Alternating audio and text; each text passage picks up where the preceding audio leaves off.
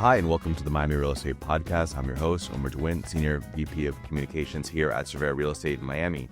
Today, we're having a conversation to explore how mixed-use developments in Brickell and downtown Miami are redefining the urban retail experience.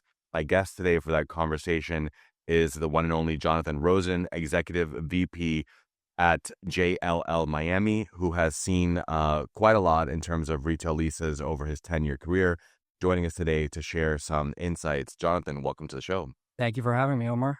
It's our pleasure. Did I get that right? 10 years in the industry? Yes, maybe 9 3/4. Okay. We'll round up to 10.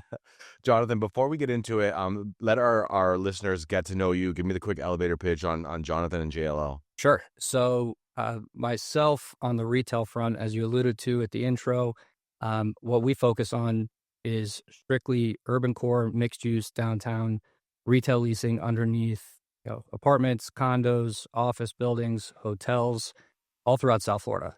I know we're going to talk about Brickell and downtown today. Our team, however, covers the Tri-County area. We also have other experts on the retail front that work in more of the suburban markets. So us as a collective whole on the retail front, we're 8 professionals deep. And we feel like we have a great grasp on not just the mixed use market, which is what I personally like to focus on and work on myself, but South Florida as a whole. JLL as a company does office leasing, industrial leasing, and capital markets. But for us, we have a small, lean, and mean retail team. I like that. And so I know we're going to get into a more nuanced conversation about mixed use in Brickell and downtown, but one of the notes that your team shared that jumped out at me was a recent retail report by JLL, saying that major metros as Miami are seeing positive rent growth, with Miami seeing a 2.3% increase and remains one of the best poised markets to continue outsizing retail rent gains. So I thought maybe we could start on a sort of more top line. Yep. Tell me about that and what does that mean for our market? Sure. So in short, rents, especially post-COVID, have been just going up and up on the retail restaurant front from the commercial side. I remember back in 2015, my intro to the business where I worked, lived in Brickell, we were talking, 50, 60, maybe $75 a foot triple net for retail rates. Today, Main, South Miami Avenue, only a few blocks away from where we are right now. Our team personally has executed leases upwards close to $200 a foot all in. Wow. With the limited vacancy that's available, some landlords now trying to get north of $200 a foot. So in a short 10-year time frame, and it's been exaggerated post-COVID with the migration of all the tenants coming from New York, Chicago, LA, right? The rent growth has been out of control. And as you can see, when you're driving around or spending time in Brickell, there's only so much new supply. Right. Brickell is spoken for. You can only build really out west in a couple of, parcels here that they're redeveloping. So space is limited. Right. Which also contributes to just that growth. Right. And so you think, all signs point to that being sustained given the demand, the lack of supply and... Yeah, absolutely. And it's not just raising the rents for the sake of it because there's limited space. The retailers and the restaurant operators are performing at peak levels in Brickell. So the rents, in theory, are justified. Right. We have some of the highest grossing restaurants in the entire country, looking at Komodo for reference. Sure. So there is backup support from a sales standpoint, because really rent is a factor of sales. Yeah. When a retail tenant is looking at it, it's what are my occupancy costs going to be in terms of the rent versus their average unit volume? Yeah. And can they afford it? And the answer is, for the most part, not everyone, yes, because Brickell is nonstop packed. Yeah. You have all the executives, the best Class A office market potentially in the country right now. Yeah. The hotel clientele has really picked up. It's not just Lincoln Road anymore for that tourist. They're definitely spending more time in Brickell. So at the end of the day, yes, I see the rent growth as sustainable because the retailers and the restaurants are performing. Yeah. And you got some top restaurants here, like major restaurants coming into Brickell. You have the offices, the corporations, like you were talking about. Ken Griffin Citadel is building their I know 830 Brickell is amazing. Also, I noticed even at like places like Brickell City Center, that are larger sort of like retail malls, can also sort of be a barometer sometimes. Like, are the shops going to do well? Are they the tenants going to sustain? And last time I was there a couple of weeks ago, it looks like it's hustling and bustling. Even some of the places I go, like, for example, I love Suit Supply at Brickell Yep. City Center. They're doing a major expansion, from the spot that they had. So, growth. And it just looks like, things are looking up and up in Brickell. Yeah. Brickell City Center has totally changed their mentality, where if you remember when they first opened, there was a number of brands that ultimately didn't resonate with the Brickell clientele. A Sure. lot of foreign brands at a very, in my opinion, too high of a price point. And over time, they've gotten smarter. Brickell has also filled in overall. And you can tell they've done a really great job placemaking new tenants with H&M coming in. Of course, the Zara is there. It's mobbed. Yeah. It's shoulder to shoulder when you're walking through Zara, the Apple store. But you're correct. The place is absolutely packed consistently. Yeah. And I think that's a testament to Brickell's density just growing in general from an office and residential standpoint. Mm-hmm. And they just have gotten smarter over time with leasing it to brands that really resonate with the person who lives and works in Brickell. Sure. And I think on the restaurant front, and then we'll move on at like the Henry, for example, down there on the ground floor. I think that was another good culinary addition, and Absolutely. and things like that keep coming. So that actually brings me to the main focus of our talk today, which is, your firm is seeing a growing trend of retail concepts moving into the ground floors of residential buildings, right? What do you think is driving this shift, especially in cities like Miami? So I think it's being around the density, number one. An area like Brickell, downtown, even Wynwood, Miami Beach, Coconut Grove, mixed use is here to stay. It builds a built-in clientele, whether it's the apartments above, so you have your audience upstairs that can then just walk and have whatever they need at their fingertips. And you're surrounded by all the other pros of a downtown financial district like Brickell with the office, hotel, and then the complementary residential. So I think it's a trend that we're going to continue to see. I know if anyone can get their hands on any land in Brickell, they're factoring in a mixed-use development. Granted, that's also because of pricing. Mm-hmm. You can't buy a lot like Ken Griffith did for almost $300 million and put a Chipotle there. Sure. Granted, we did put the Chipotle at the SLS Lux a couple years ago, but for $300 million, you have to then factor in, how am I going to justify the cost to purchase the land? Is by building up and building up in serious scale. Sure. Okay. And how have consumer expectations changed when it comes to convenience and lifestyle? Like, how are developers and retailers adapting to meet those expectations in mixed-use environments? So I would say being as close to your consumer base as possible, right, which plays into everything we're talking about, being in the heart of a financial district at the base of a mixed-use asset. I know for me, maybe not everyone, but I'm lazy. I used to live in Brickell for 8 years. I wanted to walk downstairs, and if I needed to grab a toothbrush or toothpaste, I walked to a friend's marketplace, which was right underneath my old building that I used to live at. At the same time, I could walk to Publix, 3 of them within within Brickell. Right. So I really never needed my car outside of work.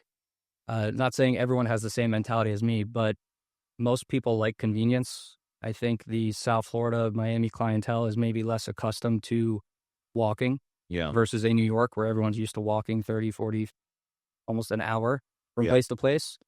I think that's probably changing with the clientele from New York that's moved down here. Yeah. But also the weather is a different factor. It gets brutally hot. Right. So having things close by to where you work and live is crucial. So retailers and restaurant operators are looking based off where the highest concentration of density is and trying to open as close to their core consumer as possible. For sure. And I think in terms of walkability, I mean, Brickell's probably got some of the best in the metro area down here, and even better than Miami Beach. I just happened to be looking at some other stats for a different project, and I came across that. So you've played a hand in a couple of these actual sort of retail spaces on the ground floor of residential, one of which being, I know your firm brought Pura Vida to Millicento, right? Yes, so Pura Vida, actually their new large one that was about 5,000 square feet at 701 Brickell, their second location in the market. But I do know about the first deal that they did at Millicento, which, as you can imagine, Pura Vida opens, turns to gold, lines out the door.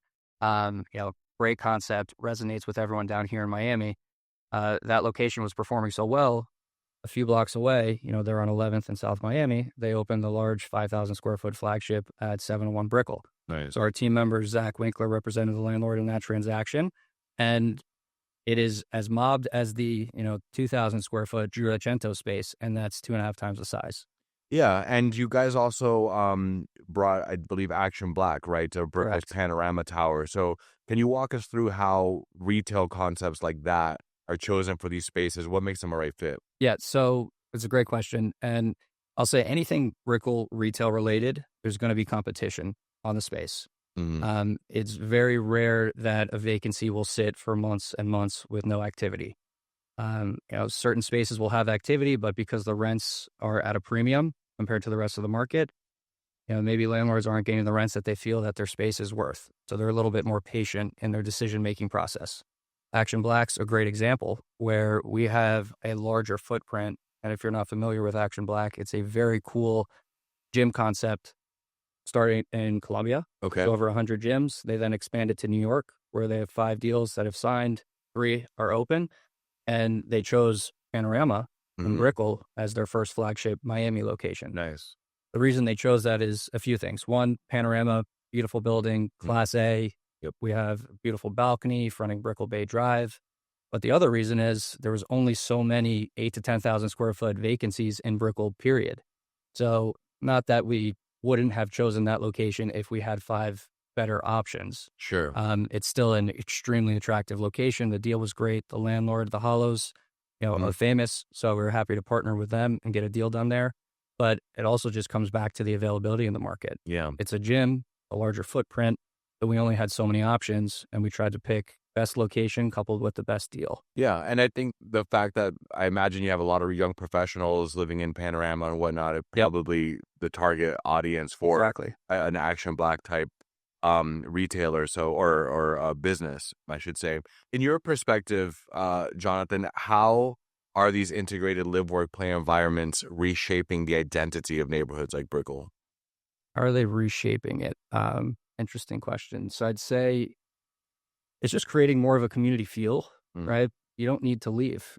What I was alluding to earlier, when I lived in Brickell, our office was in downtown. Everything I did was in Brickell. It was at my fingertips. Mm-hmm. So I didn't leave my 2-mile bubble Yeah, for years unless I absolutely had to or I had to go somewhere for work. yeah, So I think in terms of just thinking of the reshaping in the future, there's going to be more dense urban cores, like referencing Fort Lauderdale, which mm-hmm. is experiencing rapid development growth and soon will look like a mini Brickell Wynwood combination between Las Olas and Flagler Village.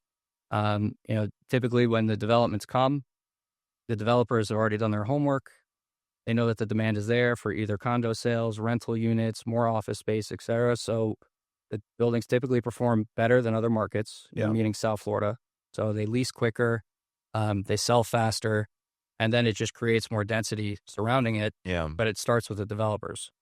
But overall, in terms of reshaping it, I think Brickell was always the CBD, Right. the central business Right. district. It's just gotten a lot better because more buildings have been built, allowing more Yeah, retail I think business. it all feeds into the whole overall quality of life in Miami evolving as, into its own as a world-class destination, which it has in a large part of the last 5 years. But I think with post-COVID, when a lot of North Americans sort of discovered Miami, as we say, and came down here, the fact that a lot of these mixed-use offerings were available paired with the top restaurants and like real business going on, shopping, the whole walkability, all that together, I think inspired, maybe probably surprised a lot of newcomers, but also maybe gave them that motivation to want to stay post COVID. Yeah, I definitely agree with that. And an example from, I guess, 2 examples on the restaurant front. So you have H. Wood Hospitality, who opened Delilah in Mm. Brickell. They also signed another lease on Lincoln Road for another concept that they have. This is maybe my 2 cents in thought, but coming from LA or a major food group Mm. coming out of New York, discovering Miami, like you alluded to, and seeing, hey, these rents are only $100 a foot. For them coming from New York, Right. where rents are $5,000, $2,000 a foot, it's a steal. And Yeah. if their sales are comparable, their occupancy cost is just going to be that much lower. Their business is going to be that much more profitable. They continue to grow their brand Yeah. and plant their flag for the next 20 years here. I like it. Yeah, that value proposition. It's funny, we talk about it a lot and exactly what you just said in terms of the price per square foot on the residential side, but Yep. I mean, it makes sense from a commercial perspective It's as a well. steal to come to Miami, right? Yeah, In comparison to some of these extremely high rent markets like in New York. So we're talking about, what is the ideal ground floor retail mix? What's the ideal mix look like in a residential building? Because we've talked about fitness, wellness, Yeah, food. Are there some that are more in high demand than others? sure. So I would say it depends, which might not be helpful, but I'll explain why. So there's certain scenarios using the SLS Lux, which myself and Zach Winkler on our team leased years ago to Chipotle, Ojo de Agua, Belilo, and Kaori Sushi. That was a retail condo that was purchased by a separate owner. So their mentality was different than a developer who controlled the units above and still maintained ownership of the retail.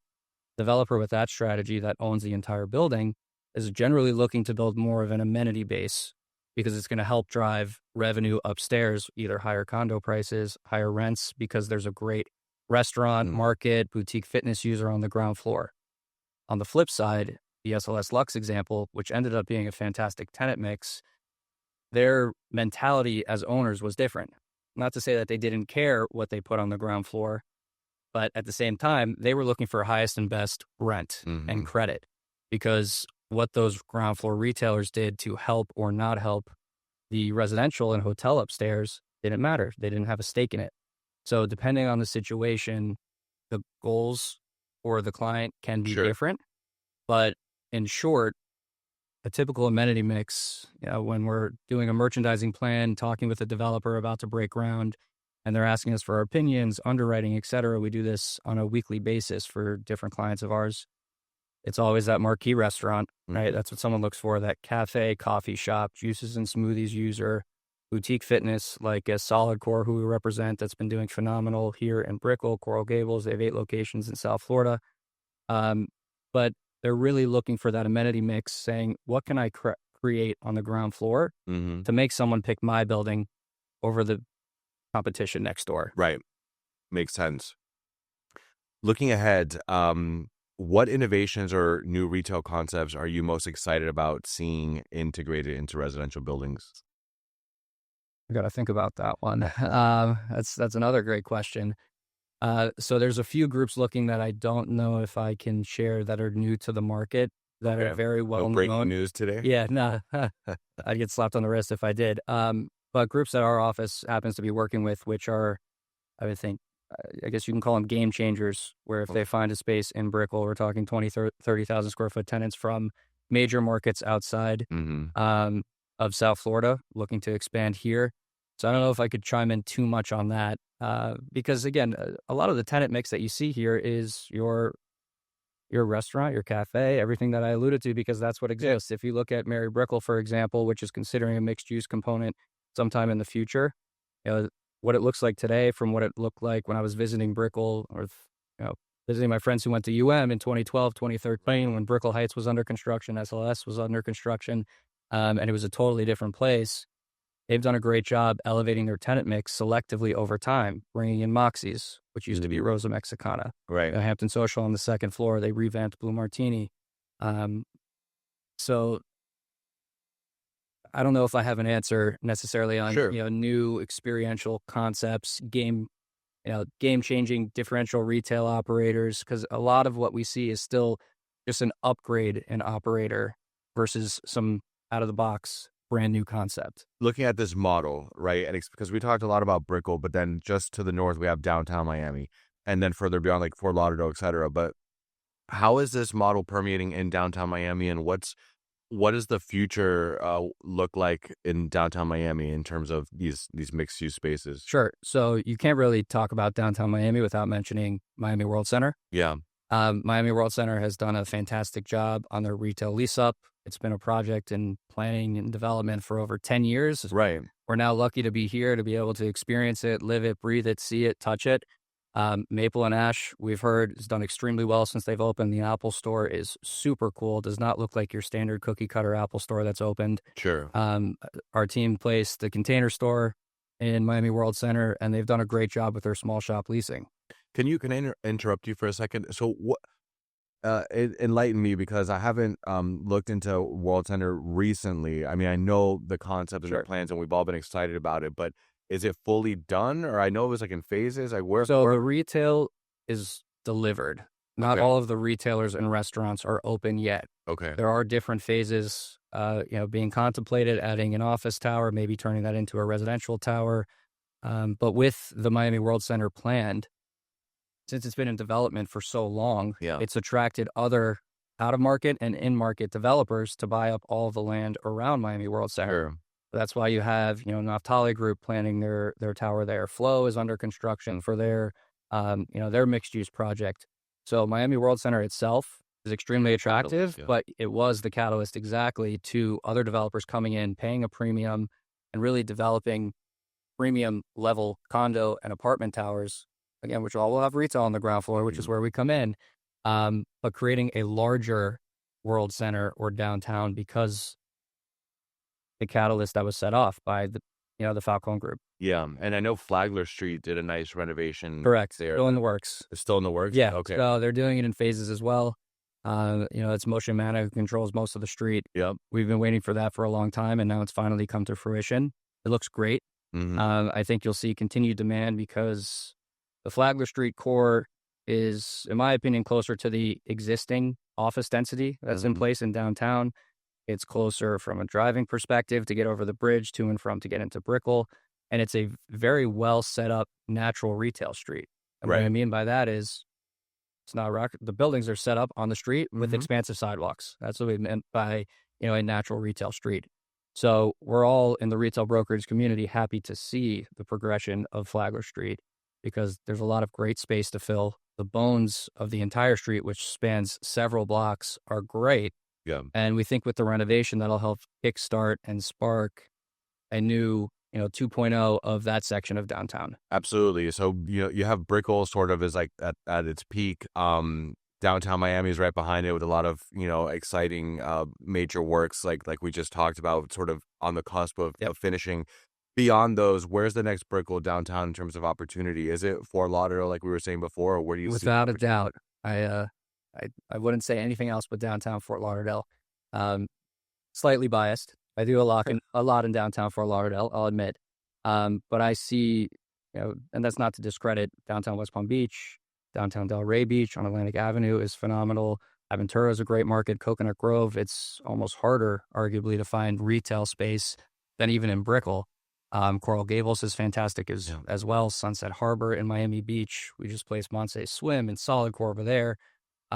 So not to discredit those markets, they're all, that list really is the tier one, premium Miami or just general South Florida urban core for retail and mixed use.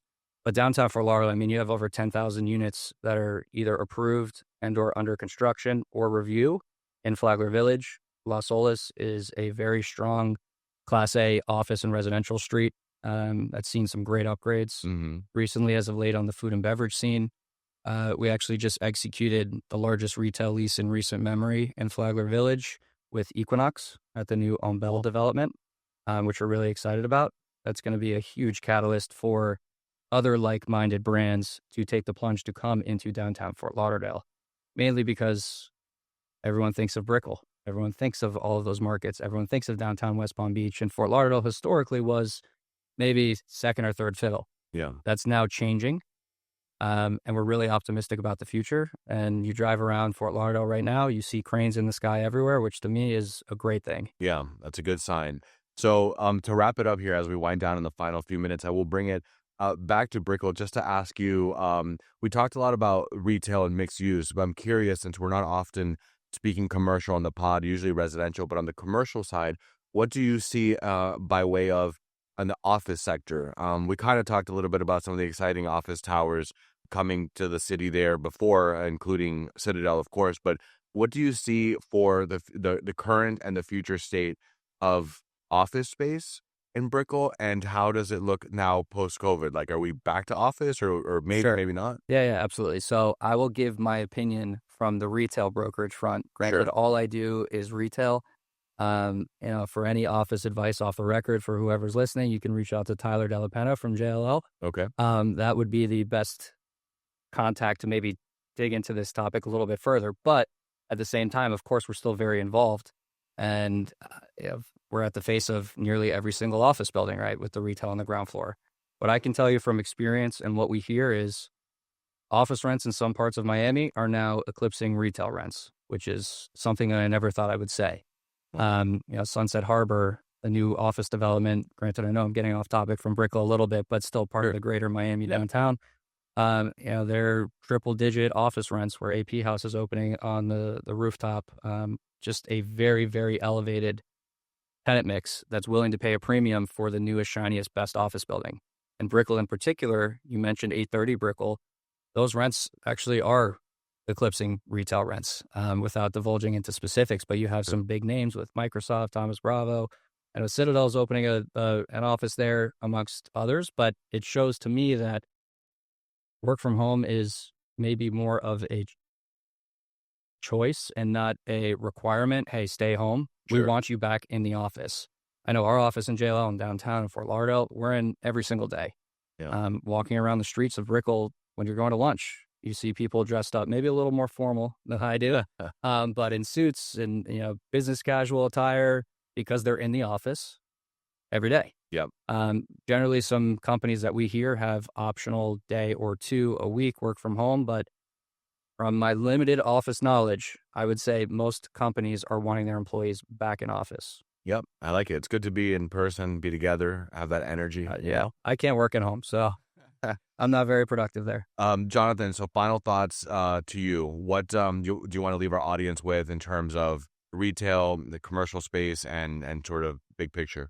I guess to end it off, I would say overall, Miami, Brickell, downtown, and the other neighborhoods throughout Miami that I alluded to, they're not going anywhere. I think it's a very exciting time to live, work, and spend time and visit in Miami. We've had, over the past few years, really after COVID, some phenomenal groups, not just in the restaurant scene, but that's typically what first comes to mind, but across the board. Action Black, for example, they're opening their flagship location outside of New York. Where do they choose? Brickell. So I think it speaks volume and is part of the reason why I'm continually excited to be in the retail space, especially at this time, as we feel that we're in a unique position to help continue to curate and create these neighborhoods and make it something that I can enjoy where I live, which is part of the reason why I love working in retail. Not only seeing your signs on the buildings that I live or work in, but we actually like when the signs come down because that means the space is leased. Right. But I would just tell everyone that's listening to look forward to the future because there's so many new groups that are looking down here from outside of the market, groups that have existing locations down here that are looking to open new concepts. And Miami, from what we can tell, is not slowing down anytime soon and will continue to grow and get better. I like it. I love it. We're going to leave it there, folks. Ladies and gentlemen, this was Jonathan Rosen, Executive Vice President at JLL Miami. Jonathan, it's been a pleasure. You shared some, Thank you very much. Insights with us. I appreciate it. We're going to leave Jonathan's information in the show notes in case you guys want to reach out to them. We'll be back soon with another episode. And remember that here in Miami, the future is always bright. Take care, folks. Thank you.